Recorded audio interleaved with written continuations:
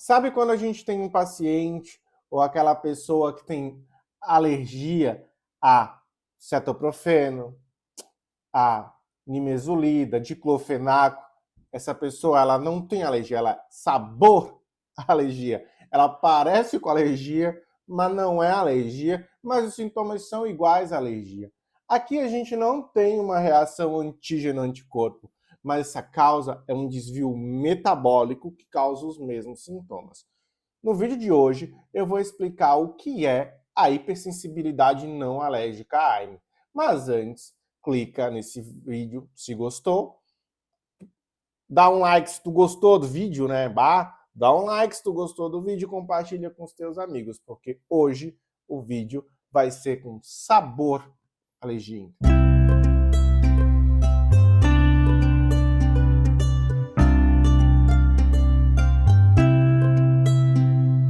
Sejam todos bem-vindos, meu nome é Jefferson Santos, e olha só quem apareceu, né? Dei de cara, quase um ano depois, estou aqui de volta para vocês, e dessa vez eu vim para ficar, tá? Eu não vou mentir, eu vim para ficar, e ainda trouxe um tema mega importante, que é hipersensibilidade não alérgica a anti-inflamatórios. Então, para você, profissional, esse conceito, a gente sempre tem esse conceito de que toda reação a remédio, a medicamentos, que causa angioedema, urticária, enfim, todas essas reações são alergias. Inclusive, quando a gente perguntar, tem alergia a algum anti-inflamatório, ou que a pessoa fala, eu tenho alergia a cetoprofeno. E aí, mas também tem o diclofenaco, nimesulida. Então, a pessoa, ela faz várias alergias aos medicamentos da mesma classe. E sim, para a maioria das pessoas, ela vai falar isso como uma alergia até importante, né? Tu não vai pedir para uma pessoa que não é da área da saúde falar, ai, não, minha hipersensibilidade é uma hipersensibilidade não alérgica, tá? Mas a gente precisa entender que, como profissional da saúde, como pessoa que entende tecnicamente sobre os medicamentos e sobre a fisiologia, que de fato a reação a múltiplos AINES em conjunto não é alergia. Claro que se o paciente só tem alergia, por exemplo, uma reação a dipirona, não é AINE, tá? Ou a cetoprofeno, ou a só diclofenaco, ou só nimesulida, e é só aquele medicamento da classe, então isso sim pode ser uma reação alérgica. Mas quando ele tenha múltiplos medicamentos da mesma classe de anti-inflamatórios, isso não é uma hipersensibilidade alérgica do tipo 1. Isso é uma hipersensibilidade não alérgica. Então, como está rolando nas trends aí, isso é sabor alergia, mas não é alergia. Mas por que não é alergia? Primeiro a gente tem que definir o que é alergia. Então, alergia é uma hipersensibilidade, uma resposta exagerada do nosso corpo ou do nosso sistema imunológico contra alguma substância, geralmente proteica ou um apteno. Mas e o que vai caracterizar ela principalmente? Vai ter uma produção de anticorpo. A gente vai ter produção de imunoglobulina porque vai ser feita uma reação antígeno-anticorpo.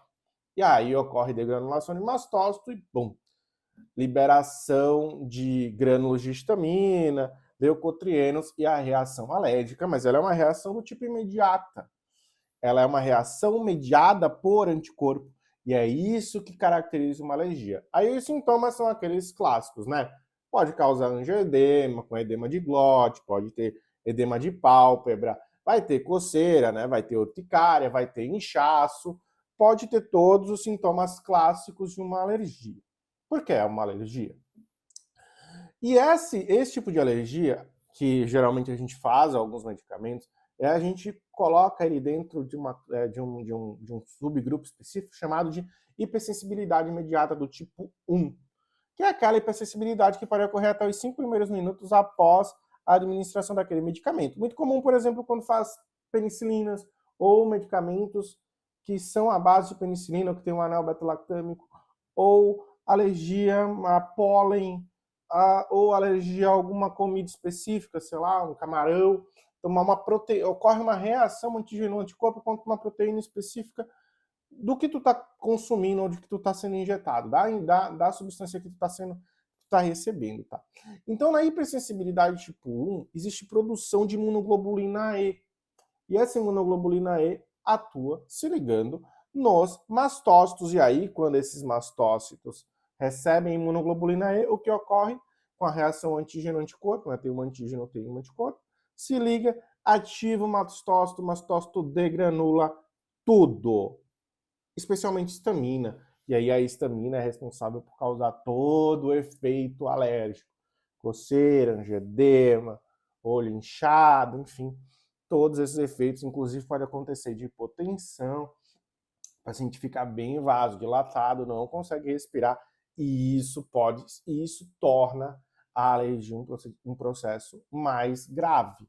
Então a gente tem diversos níveis de alergia, mas nesse nível, quando o paciente faz angedema, edema de glote, pode entrar num processo chamado de choque anafilático por causa de uma reação alérgica. Entendido? Então, isso é uma alergia. Ponto. Não importa qual é o fim. Ah, mas causou angioedema e tal. Ok, causou angioedema, mas tem antígeno anticorpo envolvido? Se tem, é alergia. Ok, esses são os exemplos. Agora vamos partir para o que acontece. Vamos olhar os AINES. Eu vou deixar aqui a estrutura de alguns AINES para vocês perceberem. A gente tem aqui a estrutura de ibuprofeno, nimesulida, diclofenaco e naproxeno. Tirando esse anel fenólico aí, que não quer dizer lá muita coisa nesse caso, eles não são derivados do mesmo princípio. Elas são moléculas totalmente diferentes entre si. E a única coisa que essas moléculas compartilham é a inibição da COX. Um ou dois se forma seletivo ou não, mas a inibição da COX, tá? Um mais seletivo que o outro menos seletivo, um mais seletivo COX-1, outro mais seletivo COX-2, mas todas essas 4 moléculas que eu estou mostrando, elas só têm em comum a inibição da COX, tanto 1 quanto 2. Mas a estrutura delas são totalmente diferentes entre si, ou bem diferentes entre si. Talvez ali o naproxeno, até o naproxeno com o ibuprofeno, eles são parecidos, entende? Então, assim, como é que eu vou fazer uma reação alérgica de antígeno-anticorpo, sendo que o essencial é que a estrutura seja minimamente parecida? Tipo, beleza, tem, por exemplo, com penicilinas. Penicilina tem um anel beta-lactâmico, que ele pode servir de apteno. Mas esses medicamentos aqui não têm. Eles não são parecidos. Então, não existe produção de antígeno-anticorpo para esses medicamentos. Por exemplo, fiz ibuprofeno, vamos dar um exemplo hipotético, tá? Fiz ibuprofeno no paciente, o paciente desenvolveu anticorpo contra o ibuprofeno. Tá, mas aí como é que ele sabe que ele vai ter que fazer anticorpo para nimesulida se ele nunca teve contato, diclofenaco nunca teve contato, naproxeno nunca teve contato? Como é que ele vai ter esse anticorpo, vai atingir todas essas outras substâncias? Isso não vai acontecer. Isso não existe. Por quê? Porque elas não são derivadas do mesmo grupo químico. Eles não são parecidos, eles não são parecidos em praticamente nada, a não sei a quantidade de carbono e hidrogênio, mas a estrutura 3D deles não suporta um anticorpo ligar nesses 4 medicamentos ou na classe inteira. Então a resposta é: eu posso ter um efeito muito parecido com uma alergia, um sabor alergia, né, por uso de anti-inflamatório, mas o mecanismo pelo qual isso acontece não é mediado antígeno-anticorpo, então a gente não pode chamar isso de hipersensibilidade do tipo 1 e nem pode chamar isso de alergia. Calma, a gente como profissional da saúde, no nosso meio, nos congressos, na vida, conversando entre nós. Obviamente, para um paciente, se a gente chegar e falar isso para eles, não, mas tu não tem alergia, tu tem hipersensibilidade não alérgica, primeiro que o paciente nem vai entender, segundo que a gente pode complicar a vida dele na hora dele falar se ele tem alergia a alguma coisa ou não. Por quê? Porque a alergia, ela é grave, a reação, ela é grave, ela continua sendo grave, mesmo não recebendo o nome de alergia, tá? E eu vou explicar o motivo como isso ocorre. Então, só para ficar claro, mas para as pessoas que não são da área da saúde, ok, é alergia, é reação adversa, é uma alergia. É até melhor, porque ela vai poder falar, eu tenho alergia a AINE, e todo mundo vai saber que ela não pode fazer nenhum tipo de AINE. Ou ela tem alergia a ibuprofeno e tudo mais. A gente, na saúde, a gente garante segurança do paciente.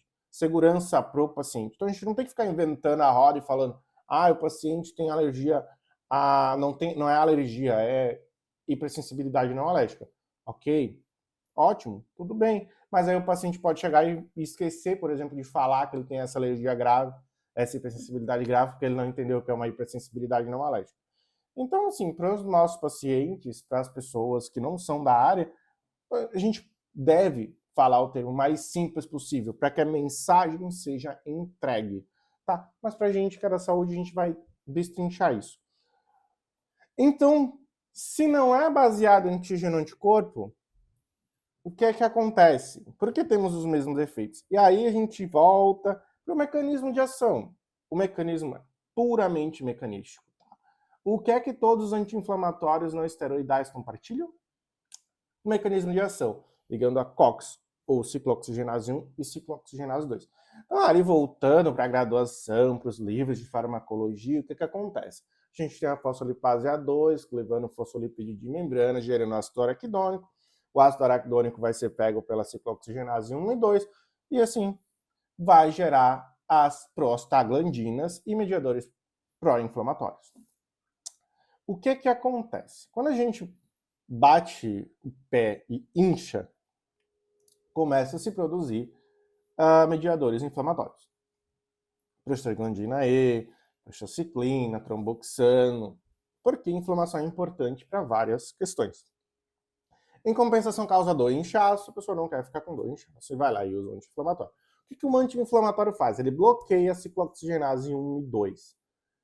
Com mais seletividade para COX-1 e COX-2? Ok, indiferente nesse cenário aqui, a gente pode até fazer uma aula explicando melhor sobre ciclooxigenase 1 e 2 e como podem ocorrer esses bloqueios e a seletividade, mas independente dessa seletividade, obviamente, se for só seletivo COX-2, a chance de fazer uma hipersensibilidade não alérgica é menor, mas assim, pode acontecer também, mas não vem ao caso, tá? Colocando todos os anti-inflamatórios em perspectiva, a gente bateu o pé, inchou, tudo mais, estamos com dor, vamos lá, vamos fazer um ibuprofeno. Reduz inchaço, reduz a dor. Por quê? Porque o ibuprofeno foi lá, ligou na COX-1, COX-2, mais ou menos meio a meio ali, não lembro agora qual o perfil de seletividade, e reduziu a produção das prostaglandinas. Para 90% das pessoas, ou para a maioria das pessoas que fizer isso, show de bola, reduziu, não aconteceu nada. Mas para algumas pessoas, que eu vou explicar a causa depois, o que que acontece? A via do ácido araquidônico, o ácido araquidônico ele não é responsável só para ser um precursor para a prostaglandina. Ele também entra na via das lipoxigenases. E o que são as lipoxigenases? Ela é uma enzima responsável por gerar os chamados leucotrienos, que também são liberados em processos alérgicos. Então, pacientes asmáticos sabem muito bem o que são leucotrienos. A gente tem medicamentos antileucotrienos, mas os leucotrienos, LTDE, enfim, todos esses leucotrienos, eles são responsáveis por causar angioedema, broncoespasmo, aumento, vasodilatação, broncoconstricção. Ou seja, os leucotrienos, eles são responsáveis pelos processos alérgicos. Eles são um dos principais mediadores junto com a histamina. Então, o que é que acontece? Quando a gente bloqueia COX-1, COX-2 como anti-inflamatórios, todo o ácido araquidônico que sobrou vai para a via da lipoxigenase. E aí, se a gente tem uma lipoxigenase mais reativa, mais hiperreativa, o que é que acontece? A gente vai ter uma produção exacerbada de leucotrieno, e esses leucotrienos são liberados, e aí isso vai causar as reações de hipersensibilidade. Então ele é uma hipersensibilidade, mas diferente de uma reação antígeno-anticorpo que medeia a alergia, aqui é puramente mecanística. Os leucotrienos são produzidos devido a uma falha, pela inativação da COX-1 e 2, sobra bastante substrato para a via dos leucotrienos. E aí a gente vai ter esse excesso gerando os efeitos alérgicos ou os efeitos de hipersensibilidade. Por isso que uma alergia a um anti-inflamatório, a um antibiótico, a pólen, e uma hipersensibilidade não alérgica a anti-inflamatórios, a gente vai ter os mesmos sintomas. porque a diferença aqui não é o sintoma, e sim o meio, a via que isso acontece. Uma é imunoglobulina E mediano, né, antígeno anticorpo, e a outra é produção em excesso de leucotrienos. Tá, e aí por que isso acontece, né? Pô, cara, algumas pessoas fazem isso, outras não. Anti-inflamatórios são extremamente seguros, a gente usa todos os dias. Não é para usar todos os dias, mas assim, na prática hospitalar a gente está prescrevendo ou vendo os nossos pacientes e sempre tem cetoprofeno, sempre vai ter... Geralmente eu vejo cetoprofeno no hospital, tá? Mas principalmente cetoprofeno. E assim, a gente nunca tem... raras vezes a gente vai ter um paciente que é hipersensível. Mas por que isso acontece? Aí a gente entra no campo de genética. O que acontece na genética? A gente tem diversos polimorfismos, as enzimas elas não são iguais para todo mundo, mas no gene, o que pode acontecer é uma desregulação. Alguns pacientes, algumas pessoas, eles vão ter uma redução, uma downregulation dos receptores de prostaglandina E.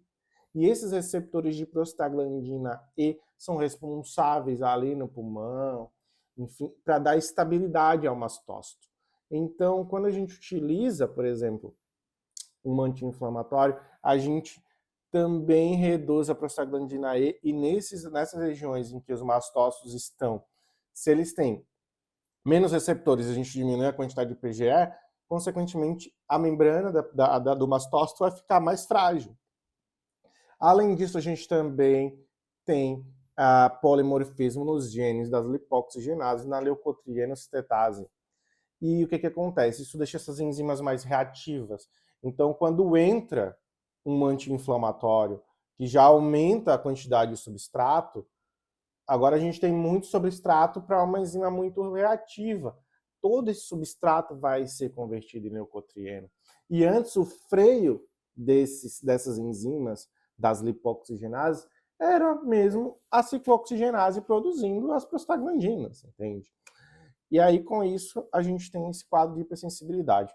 Então, a principal causa são os polimorfismos genéticos que deixam a lipoxigenase mais reativa ou a leucotrienocitetase mais reativa e também por ter, por exemplo, os mastócitos terem menos receptores da PGE2 e aí, consequentemente, eles ficam mais frágeis, mais sensíveis para poder degranular todos esses mediadores inflamatórios ou mediadores alérgicos. Bom, então é isso, pessoal. Espero que tenham gostado do vídeo, tenham entendido um pouco a diferença de alergia e hipersensibilidade não alérgica. Esse vídeo é de conteúdo informativo, tá? Na prática, muda alguma coisa? Obviamente que não, né? A gente vai continuar falando para os pacientes que ele tem alergia a uma lista de anti-inflamatórios. E está correta, não vamos ficar enrolando a cabeça do paciente e fazendo ele ficar mudando o vocabulário dele só porque para a fisiologia ou para a farmacologia isso é diferente. Ok, o paciente falar alergia, o importante é que a gente entende, a gente sabe o que é, que a gente vai tomar as decisões. Por quê? Quando um paciente tem hipersensibilidade a um anti-inflamatório, existe um risco muito claro que ele tenha hipersensibilidade a todos os anti-inflamatórios da mesma classe. Por isso que eu expliquei. Quando ele tem só alergia, é só a um, mas quando ele faz hipersensibilidade a um ou a dois anti-inflamatórios, a gente sempre tem que pensar que ele pode ser uma hipersensibilidade não alérgica. Bem, pessoal, é isso. Espero que tenham gostado do vídeo. Agradeço demais a atenção de todos vocês. Um forte abraço e até a próxima. Tchau, tchau.